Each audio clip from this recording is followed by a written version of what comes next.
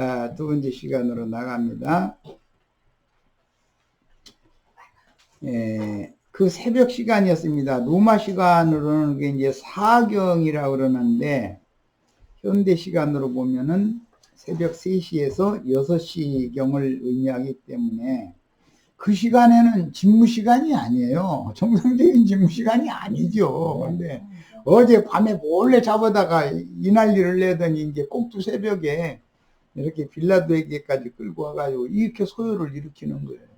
이게 어떻게든지 이 밤 날 새기 전에 처단하고자 하는 이런 의지가 강한 거죠, 지금. 유대교의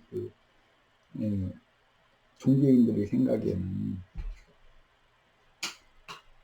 사람의 생명을 다루는 중요한 사건을 심리하는데, 밤에 몰래 체포하여 밤에 신문하는 것 자체가 불법이고, 그렇죠?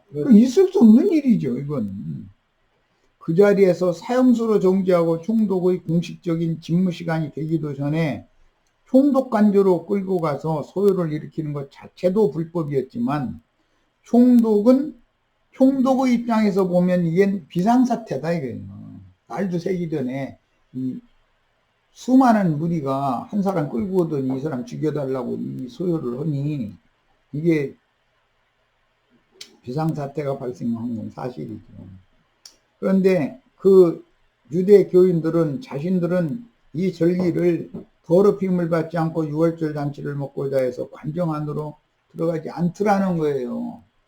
그러면 참 너무 웃기는 얘기예요. 재판을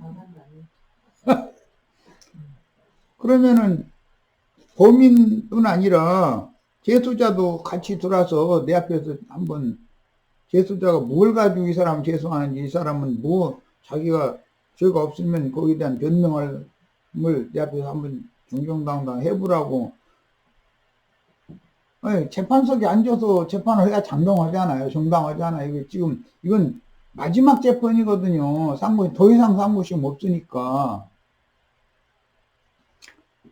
사람을 죽이고 살리는 문제인데, 아니, 재판장이 밖에 나가서 그 사람들한테 타협을 하러 가는 거예요.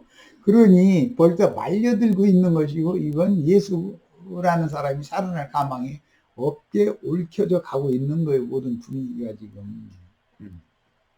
사도 요한이 구태여 본문을 추가한 것은 절기를 지키러 모인 유대인들의 종교성과 관습을 지키려고 이방인 신분의 총독 관저로 들어가지 않고 예수만 빌라도의 관저 문지기들에게 넘겨주고 눈앞에 모여서 큰 소요를 일으킬 수 있는 분위기를 조성하고 있다는 것을 의도적으로 지금 기록하고 있습니다.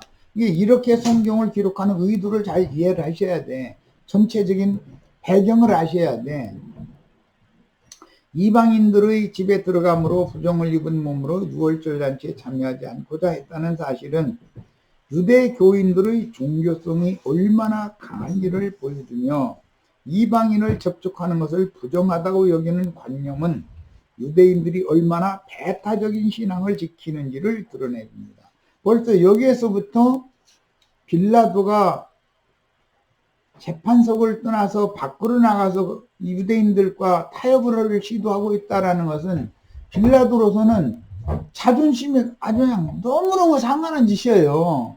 그렇지만 상황이 이러니까, 자기 정치 생명이 걸렸잖아요. 이 폭동 사태로 만약에 발전을 한다, 그러면 자기 본국 황제는 너는 당장 귀국해 그러고서는 중도 목 딱 쳐버릴 거 아니에요. 그런데 이 사람은 정치적인 사람이기 때문에 정치적으로 판단 안 할 수가 없는 거예요. 이런 것을 종교인들이 교묘하게 지금 이용해 먹는 거예요.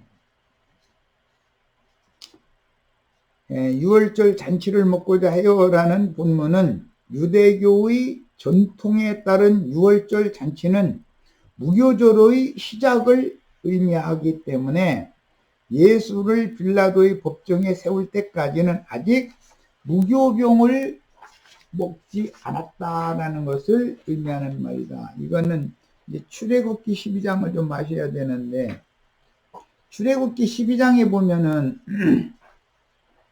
유월절 양고기를 불에 구워서 급히 쓴나물과 함께 먹고는 출발을 하면서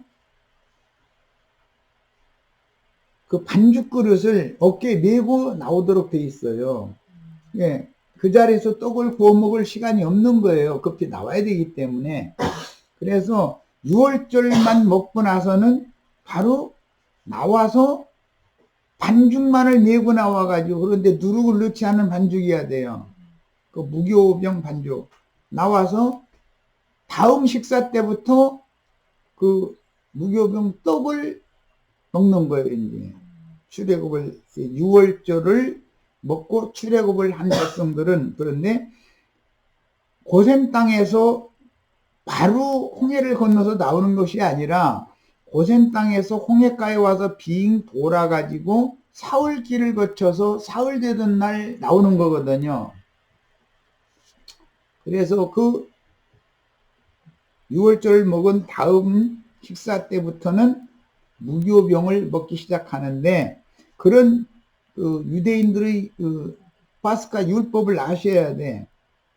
이 말은 우리가 처음에 복음을 믿어서 세상으로부터 탈출을 해서 그리스도께로 나오는 사람들이면 반드시 홍해라고 하는 그 홍해를 건너는 것도 이유가 있어요. 홍해라는 이름도 피바다라는 뜻이 오는 붉은 바다라는, 이게 우리말로는 좋게 번역을 해놨는데, 계시록 16장에 보면 바다에 불대접을 힘센 천사가 부으니까 온 바다가 다 피가 됐다 이랬잖아요. 그건 피바다란 말이야. 그래서 애국과 광야 사이에 있는 그 바다는 붉은색을 띠는 그런 물 색깔이었다는 거예요. 이제. 그런데 이것은 먼 훗날 피바다에 대한 세상을 세상이 이렇게 심판받는다는 것에 대한 상징이라는 것이죠. 그리고 홍해바다를 건너는 것은, 무교병을 먹은 사람 홍해바다를 건너는 거예요. 그건 뭘 말하냐? 세상에 대하여 죽고 하나님을 향하여 사는 것. 홍해바다에서 죽고 홍해바다의 그 밑에 장사되어지고 홍해바다에서 광야로 나오면 부활된 것을 상징하는 거예요. 그것을 가르쳐주는 섞인 것이 없는 말씀을 상징하는 거예요. 그것을 먹어야만 무교절 절기로 지키게 되는 거기 때문에 6월절에 이어서 무교절은 이어지는 거예요. 그래서 7일 동안 하는데, 6월절은 어제 저녁에 예수님과 제자들이 떡과 잔을 나눠 마신 그게 6월절을 먹은 것이고, 오늘 이후에 예수가 이제 죽게 되고 그 다음에 사흘 후에 부활될 것에 대해서 사흘길을 돌아가면서 무교병을 먹는 것은 세상에 대하여, 죄에 대하여, 율법의 저주에 대하여 하나님의 사람들은, 옛사람은 죽었고 홍해 바다에 빠져서 죽었고 장사됐으며 홍해 바다에서 부활돼서 나온 것을 상징으로 가르쳐주는 말씀인 거예요. 이것이 이제 그에 대한 상징했던 거예요. 출애굽기 12장을 아셔야 돼. 출애굽기 12장에 보면 6월절을 먹을 때는 6월절 양고기를 불에 구워서 쓴나물과 함께 먹고서는 급히 그 고센 땅에서 나와야 되기 때문에 그 반죽을 어깨에다 메고 나오도록 돼 있죠. 출애굽기 가서 잠깐 읽고 오겠습니다. 그것을 다시 어깨에 메고 나온 그 반죽으로 떡을 구워서 그 다음 끼니부터는 먹는데, 이것이 섞인 것이 없는, 누룩 없는 떡이라는 거예요. 이것은 다른 말을 섞을 수가 없어요. 세상에 대하여는, 예수 믿는 사람 세상에 대하여, 죄에 대하여, 율법의 저주에 대하여 일단 죽어야 되고, 그 다음에 장사되어야 되고, 그 다음에 부활된 사람만 교회 생활을 할 수 있게 되는 거다라는 것을 가르쳐주는 말씀 증거를 비유적으로 하는 말이에요. 출애굽기 12장 출애굽에 관한 그 내용을 잠시 이제 보겠습니다.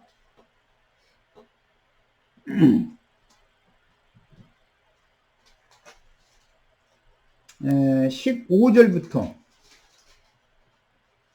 너희는 이래 동안 무교병을 먹을지니 그 첫날에 누룩을 너희 집에서 제하라.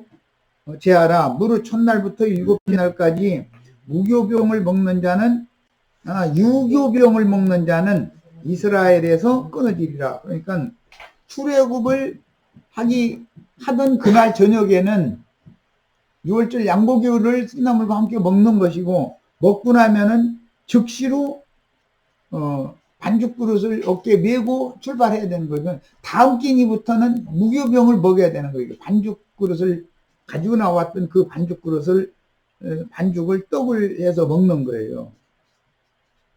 이날에 봅니다. 이날에 내가 너의 군대를 애굽 땅에서 인도하여 그 앞에 안 읽었네. 너희에게는 첫날에도 성회요 일곱째 날에도 성회가 되리니 너희는 이 두 날에는 아무 일도 하지 말고 각자의 먹을 것만 갖출 것이니라. 그런데 이 먹을 것은 너희는 무교조를 지키라. 이 무교병을 먹는 거예요. 이날에 내가 너희 군대를 애굽 땅에서 인도하여 내었습니다. 그러므로 너희가 영원한 규례로 삼아 대대로 이 날을 지킬지니라. 이건 이제 6월절 날 출애굽하는 날을 말하는 거예요. 첫째 달 그 달 19날 저녁부터 21일 저녁까지 너희는 무교병을 먹을 것이요 이래 동안은 누룩을 너희 집에서 발견되지 아니하도록 하라. 무릇 유교물을 먹는 자는 타국인이든지 본국에서 난 자를 막론하고 이스라엘 회중에서 끊어지리니 너희는 아무 유교물이든지 먹지 말고 너희 모든 유한 곳에서 무교병을 먹을지니라. 이것이 이 사람들의 율법이에요. 나올 때도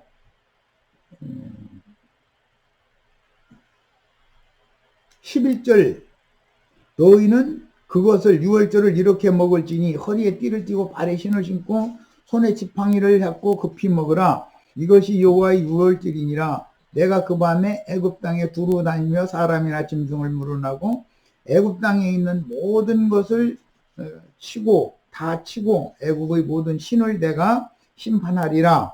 나는 여호와라. 내가 애굽 땅을 칠 때 그 피가 너희가 사는 집에 있어서 너희를 위하여 표적이 될지라. 내가 피를 볼 때 너희를 넘어가리니 재앙이 너희에게 내려 멸하지 아니하리라. 너희는 이 날을 기념하여 여호와의 절기를 정하면서 영원한 규례로 대대로 지킬지니라. 이게 이제 6월절 규례이고, 그 다음에 6월절을 먹은 이후에는 출애굽을 해가지고서는 반드시 무교병을 7일 동안 먹여야 되는 거예요.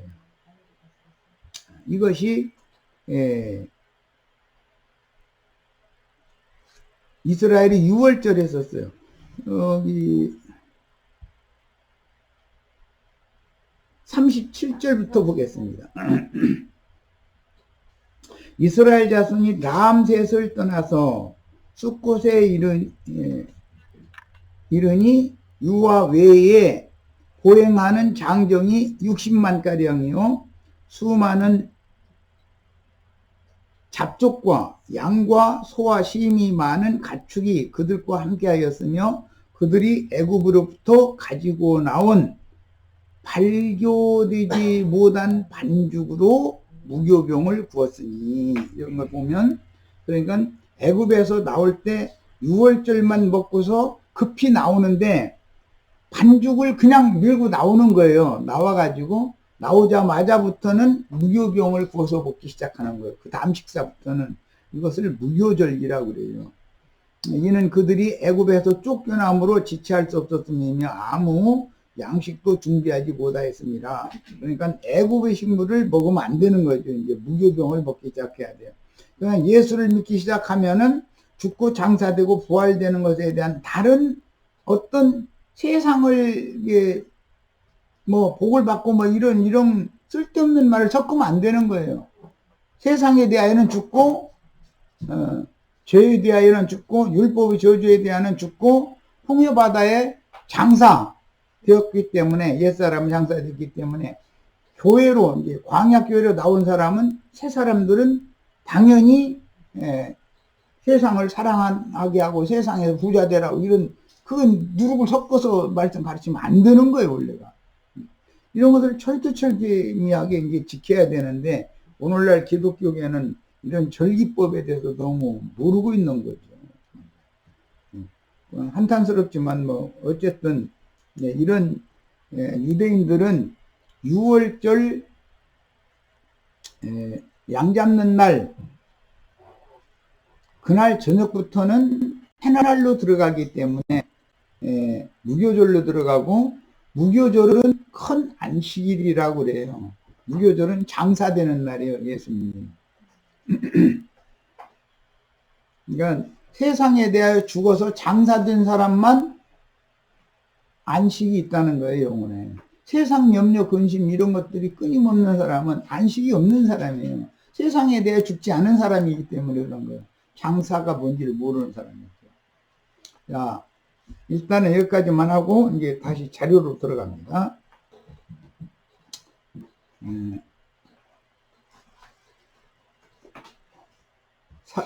6페이지의 중간에 봅니다. 유대인의 파스카 절기에는 반드시 첫날 즉 6월절에 선택된 양고기를 불에 구워서 쓴나물과 함께 먹고 무교병 반죽을 어깨에 메고 급히 애굽을 출발하여 다음 식사는 반죽으로 무교병을 구워서 먹으며 사흘길을 돌아서 홍해를 건너야 했는데 홍해를 건너는 것은 무교절로 지키는 것이니 옛사람의 죽음 장사 새사람의 부활과 광야의 연단 과정을 가르쳐주는 순수한 말씀을 무교병이라고 했었던 거예요.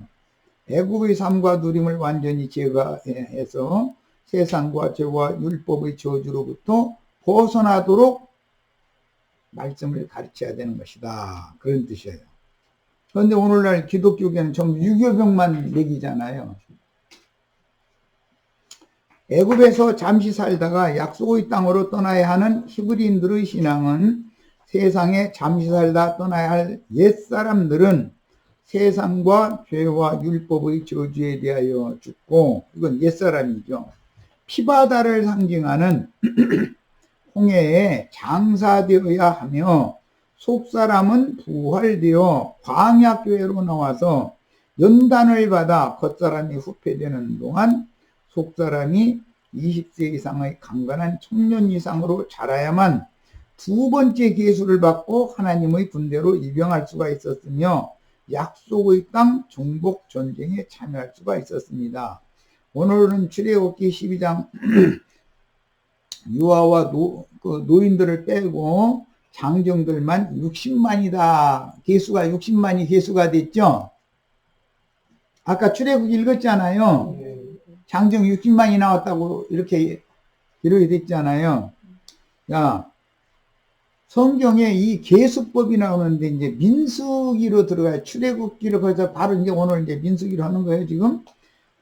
민수기라는 것은 하나님의 백성된 자들의 수에 계수될 자들의 숫자를 센다 그런 뜻이에요. 민수기. 하나님의 백성의 수를 센다. 그게 민수기라는 성경책 이름이에요. 하나님의 백성들의 수를 계산한다 이 말이에요. 그 기록이 민수기예요. 그런데 처음에는 출애굽을 할 때 60만이 계수가 됐지만 전체는 뭐 여자나 어린아이나 노인들까지 다 합친다면은 300만 이상이 되는 수지요. 실제는. 그런데 이제 60만이 계수가 됐어요. 40년의 광야 생활을 끝내고 나면 가나안 땅에 들어가기 전에 두 번째 모압 땅에서 계수를 또 해요. 그 두 번째 계수에 들어가는 사람들만 약속의 땅에 들어가는 거예요. 첫 번째 계수를 받은 사람은 광야 교회로는 나올 수 있지만 약속의 땅에는 못 들어가요. 지금 내가 하는 말을 잘 이해해가면서 굉장히 중요해요. 육신에 있는 옛사람으로 예수를 믿었지만 거룩한 성 새 예루살렘에는 못 들어갈 수가 있어요. 광야에서 다 떨어져 죽는 거예요. 첫 번째 계수된 사람은 다 죽는 거예요. 그들이 죽지 않으면 광야에서 나거나 애굽에서 나올 때 어린아이로서 나와서 출애굽의 과정에 대해서 전혀 모르는 사람들만 20세에서 40세까지가 되겠죠. 광야 40년이니까 20세 이상 계수를 하면 광야 끝에서 20살 된 사람, 광야 중간에서 태어난 사람은 광야 끝에 가면 20세가 됐을 것이고, 광야 초입에 0살했던 사람은 가나안 땅 들어가기 바로 직전 40세가 됐을 거 아니에요. 자, 그 외에 두 사람만, 여호수아와 갈렙이라는 사람만 애굽에서 계수가 됐고, 두 번째 계수를 하는 사람이 되는 것이고, 나머지는 가나안 땅에 들어가는 사람은 두 번째 계수에 들어간 사람만 들어가는 거예요. 첫 번째 계수에 들어간 사람은 광야교회에서 다 떨어져 죽는 거예요. 그러니까 세상 교회에서 교회 생활 열심히 하고 세상 교회 뭐 장로, 권사, 집사 했으면 죽으면 천당한다 그러죠. 거짓말이죠. 세상의 종교인으로 그냥 광야교회에서 죽는 데는 엎드려져 죽잖아요. 가나안 땅에 들어가는 것은 속사람으로 거듭나서 최소한 20세 이상, 40세까지의 가나안 땅에 들어가서 전쟁에 참여할 수 있는 전사로 자랐어야 되는 것이란 말이야. 우리 형제 자매님들은 초보의 도만 가르침 받아가지고 예배당 열심히 다니고 장로니까 목사니까 죽으면 천당 간다 소리 절대 고지 들으시면 안 돼요. 그렇지 않은 거예요. 반드시 두 번째 계수에 들어가는 사람들만 천국 사람들이 되는 거예요. 이거에 대해서는 이 정도로 해서 일단은 넘기도록 하겠습니다. 그러니까 홍해를 걷는 자 계수와 40년 후에 요단 앞에서 두 번째 다시 계수해서 하나님의 책에, 생명책에 농명되어진 사람만 하나님의 나라를 유업으로 받는 거예요. 하나님의 책에 내 이름이 농명된다는 것이 얼마나 중요한 문제인지를 아셔야 돼. 그래서 첫 번째 농명됐지만 옛사람일 때 농명된 것은 옛사람이 엎드러져 버리고 끝나버리면 끝이다 이거예요. 거듭난 속사람이 두 번째 계수가 되어져서 20세 이상, 즉 청년 이상 하나님의 말씀이 풍성히 거하는, 말씀으로 나서 말씀으로 자라서 청년 이상으로 자란 하나님의 군대로 계수가 되어진 사람만 하나님의 나라의 유업을 받을 수 있는 거예요. 그러니까는 기독교 생활 수십 년 했는데 하나님의 말씀을 전혀 모르고 있다. 그거는 하나님 나라와는 상관없는 사람이라는 것이죠. 이런 걸 알아야 돼요. 그들은 어린 양의 생명책에 농명되어 있는 사람이 아니다 이게요. 어린 양의 생명책이 한번 농명이 되어도 이기는 자가 아니면 그 이름이 흐려졌다가 다음에 농명이 될 수가 있는 얘기가 나와요. 그러니까 농명됐어도 족보책에서 지워질 수가 있어요. 얼마든지 그럴 수 있는 거예요. 그것을 아셔야 돼. 그런데 기독교인들은 이런 것을 전혀 모르고 있죠. 항상 유대인들은 무교절이라는 6월절로 이해했으므로 요한복음 19장 14절에서도 예수가 빌라도 앞에서 신문당하던 날이 6월절의 예비일이라고 표현하나 누가복음 22장 1절 6월절이라 하는 무교절이 다가오매 라는 표현과 같이 유대인들의 6월절 개념은 6월절이라 하는 실제는 무교절 절기를 지키는 거예요. 6월절은 그날 저녁 6월절 양고기 먹는 그 시간만 6월절이고 그 밤 이후부터는 무교절로 들어가는 거예요. 이런 것이 이스라엘의 절기법이다. 이것도 아셔야 되겠어요. 자, 어제 저녁부터 6월절이 시작되어 예수를 죽인 그날, 그게 그 이튿날 낮에 이제 사형을 받는 거죠. 9시에 못 박혀가지고 로마 시간으로 자면 새벽 9시에 아침 9시에 못 박혀가지고 오후 3시에 숨이 졌어요. 6시간 만에. 그랬는데 그 6시간이 지난 오후 3시 이후에는 또 바로 저녁부터 히브리인들은 새날을 계수를 하기 때문에 못 박혀 죽던 날 그날 저녁 해가 지기 시작할 무렵이 되기 전에 빨리 십자가에서 내려다가 장사를 해야 되는 것은 다음 날까지 나무에 매달아 두면 안 되는 율법을 지켜야 됐기 때문에 그랬던 거예요.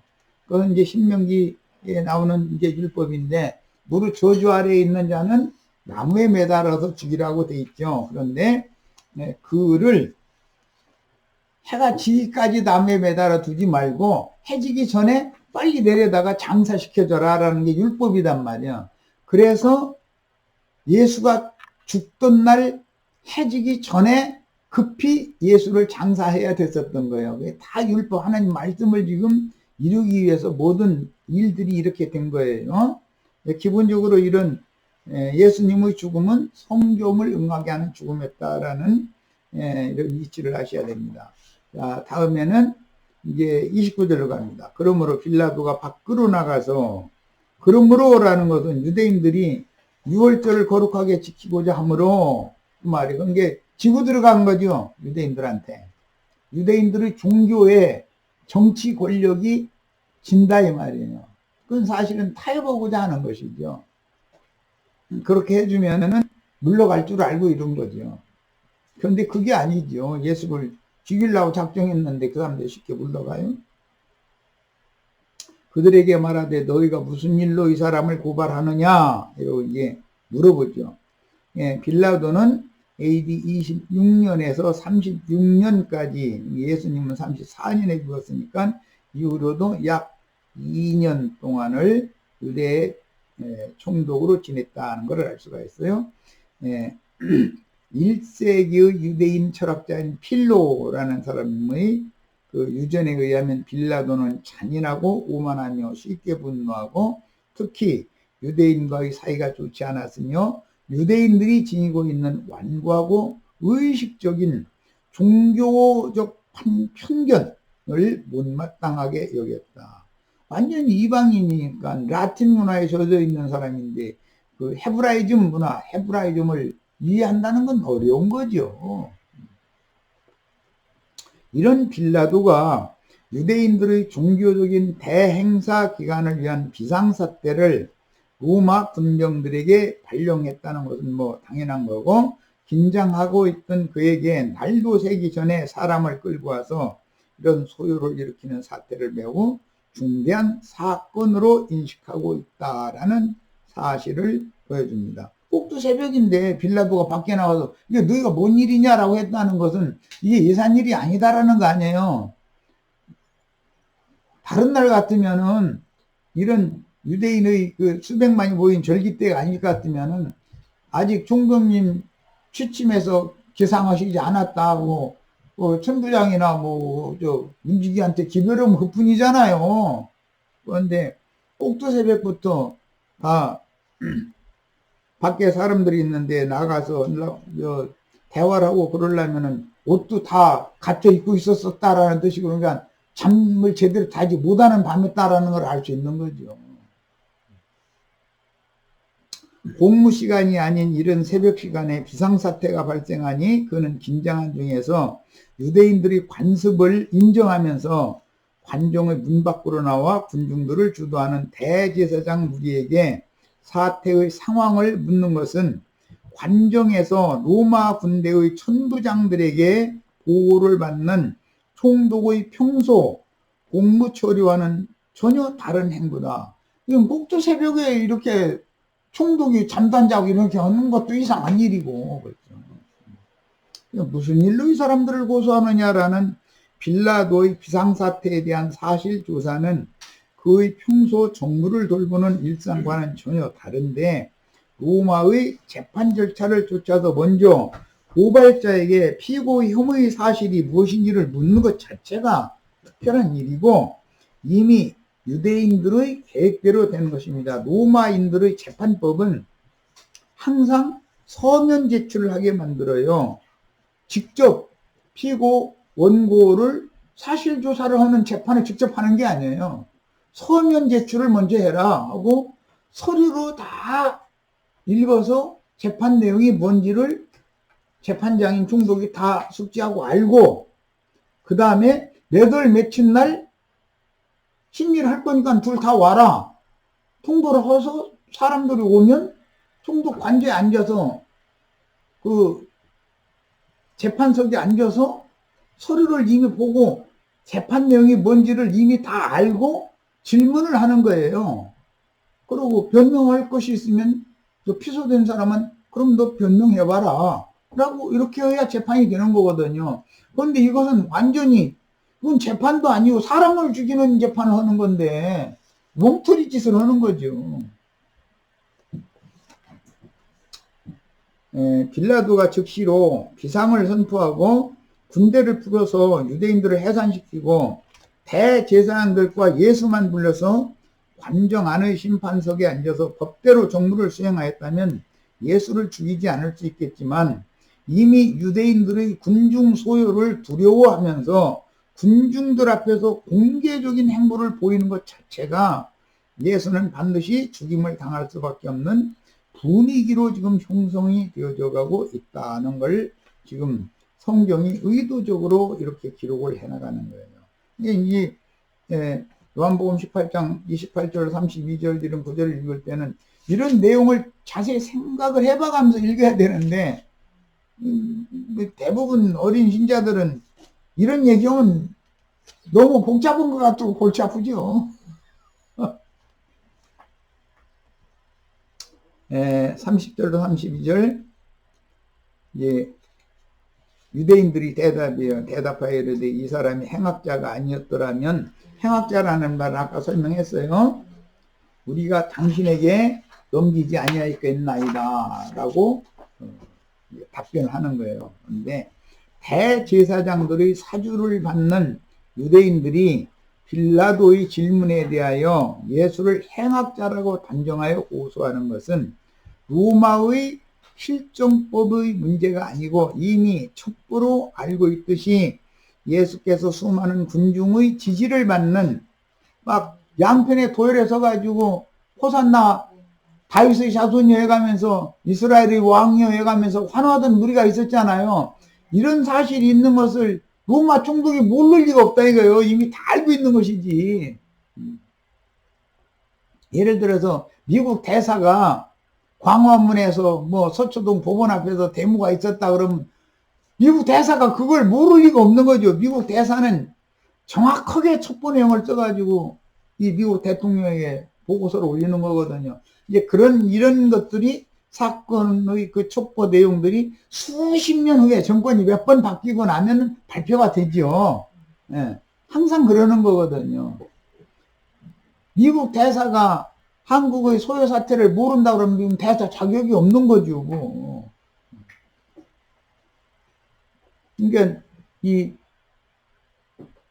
트럼프라는 대통령 가만히 앉았어도 한국을 그냥 자기 눈으로 현미경으로 보는 다 들여다보고 있는 거예요. 백악관 책상에 앉아서도. 첩보가 쏙쏙들이 다 들어오거든요. 당연히 그래야만 또 세상의 그 바다의 큰 짐승으로서 권위를 부릴 수가 있는 거죠. 자, 이미 첩보로 알고 있듯이 예수께서 수많은 군중의 지지를 받는 종교적인 문제로 반대파의 시기로 말미암은, 이 반대파는 대제사장파죠. 이게 항상 어떤 큰 교회에 문제가 나는 것도 보면은 장로들이 양파로 나눠져 있어요. 목사파가 있고 다른 목사를 추대하고자 하는 파가 있는 거예요. 항상 이렇게 나눠져서 싸우는 거거든요. 이런 것을 이미 첩보로 다 알고 있었어요. 그래서 예수께서 수많은 군중의 지지를 받는 종교적인 문제로 기득권을 가지고 있던 대제사장 파가 시기를 내 가지고 송사를 하고 있는 것이다 라는 것을 이미 빌라도는 첩보를 통해서 다 알고 있는 사실이에요. 그러므로 예수가 로마의 실정법을 위반한 무슨 악을 행했는지는 유대인들이 고소를 할 때 말하지 않고 그냥 행악자다 이래버리는 거예요. 두리뭉 사람을 죽이는 재판인데 이렇게 두리뭉실한 놈의 재수가 어디가 있어. 이 사람 행악자라고만 대답을 하는 것이니 유대인들은 이미 자신들의 종교적인 신념과 전통에 반하는 성경 해석을 해왔던 3년 반 동안 예수님의 가르침이 이 대제사장무리에게 못마땅한 거죠. 그게 누적돼가지고 여기까지 온 거죠. 예수께서 로마의 실정법을 범한 사형수가 아니라는 것은 이미 대제사장무리가 다 알고서 빌라도에게 이렇게 제소를 하는 거예요. 두리뭉실하게 하는 거죠. 자, 빌라도가 이르되 너희가 그를 데려다가 너희 법으로 재판을 해라. 이 말은 로마법으로는, 로마 실정법으로는 이 사람을 죽일 수가 없다라고 이미 알고 있다는 거예요. 물어보도 않고 이 얘기를 하잖아요. 그것은 촉구를 통해서 이미 다 알고 있는 거예요. 아까 내가 한국 대사는 한국의 모든 소요 사태가 있으면 이미 다 알고 있고 아주 정밀하게 조사한 걸 조금 더 착오 없이 다 기록해 가지고서 팩스를 해서 백악관 대통령한테 보고가 다 되는 거거든요. 그렇게 하는 거거든요. 유대인들이 이르되 우리에게는 로마의 실정법을 위반한 사람을 죽이는 권한이 없나이다. 율법을 범한 사람은 죽일 수 있지만 로마법으로는 재판할 권한이 없잖아, 이 사람들은. 그러니까 애매모호하게 이렇게 고소를 이렇게 하는 거예요. 이는 예수께서 자기가 어떠한 죽음으로 죽을 것을 가리켜 말씀하심을 응하게 하려 하십니다. 아까 설명했어요. 이방인의 손에 넘겨져서 죽어야 된다. 자, 왜 그래요?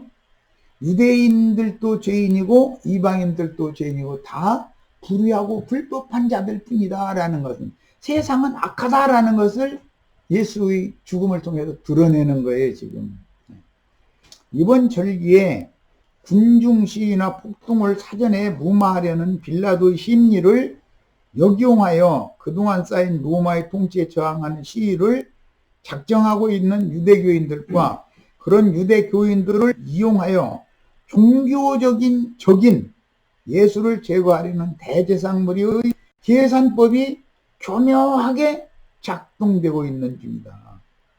빌라도는 빌라도대로 술수를 부리고 있고 대제사장무리는 대제사장무리대로 술수를 부리고 있는 거예요. 양측에 지금 서로가 거짓과 거짓이 지금 이게 서로 그냥 엉키고 이게 설키고 이렇게 하고 있는데 결국은 종교 거짓이 정치 거짓을 이긴다는 거죠. 그러면 정치는 힘을 가지고 있는데 내가 분해서 못 살겠네 이렇게 마련이에요. 결국은 이렇게 해서 지금 현재는 대제사장무리가 이긴 것 같지만 얼마 지나고 나면 바다 짐승들에 의해서 땅의 짐승들이 대대적인 심판을 당하게 되는 것이다. 그 원인 제공이 여기에 있었다. 즉 말하자면 예수를 불의하고 불법한 방법으로 죽인 것이 그들은 작은 일이고 자신들이 승리했다고 생각했지만 그것이 고다리가 되어져 가지고 결국은 예루살렘 성과 성전이 무너지고 그 다음에 이스라엘 나라가 완전히 멸망당하는 지금 시작점이 되고 있는 것이다 하는 거예요. 자, 오늘은 여기까지 해서 마칩니다. 지금 오늘 나눈 말씀의 중요성에 대해 충분히 인식하셨죠? 이런 걸 통해서 우리는 인생 경영을 하실 때도 뭔가